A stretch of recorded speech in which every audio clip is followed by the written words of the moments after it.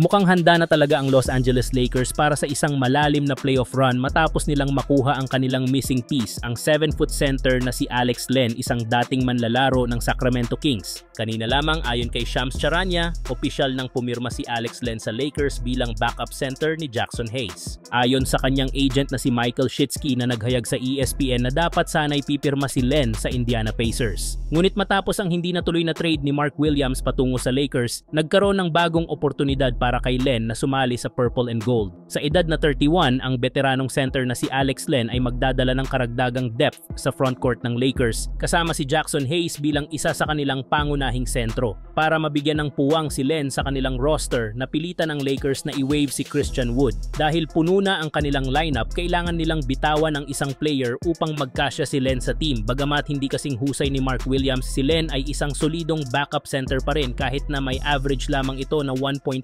points, 1.8 rebounds at 0.8 assists ngayong season habang may 53% shooting efficiency. Malaki ang agwat ng kanyang stats kumpara kay Williams, pero ang mas mahalaga ay ang pagkakaroon ng isa pang sentro na makakatulong kay Hayes sa paint.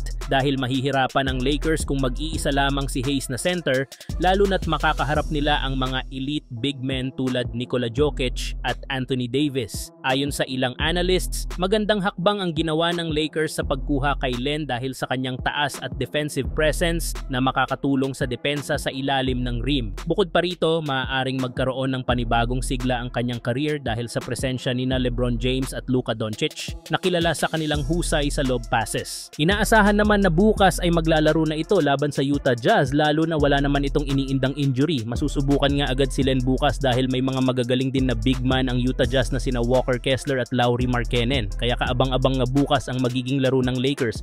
Kung magiging fit ba siya sa Lakers lalo na sa dalawang superstar ng Lakers na sina LeBron James at Luka Doncic na magaling sa mga lob passes. Samantala, kanina ay tinambakan ng Detroit Pistons ang Chicago Bulls sa score na 132-92.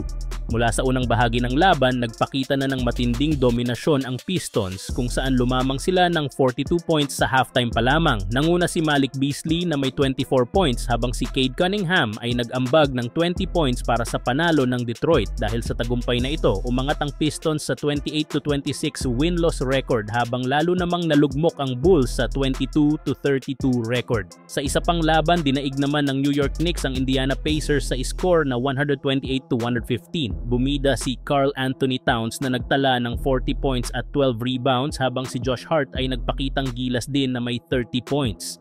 Sa kabila ng magandang laro ni Pascal Siakam na may 24 points, hindi ito naging sapat upang maisalba ang Pacers mula sa pagkatalo. Samantala, sa isang dikit na laban, nanaig ang Toronto Raptors kontra Philadelphia 76ers sa score na 106-103. Nanguna si Scottie Barnes para sa Raptors, kumamada ng 33 points at 10 rebounds habang nagbigay rin ng suporta si Immanuel Quickley na may 23 points. Sa kabila ng presensya ng Big 3 ng 76ers, hindi nila nagawang tapatan ang opensa ng Raptors matapos makalikom lamang ng pinagsamang 46 points.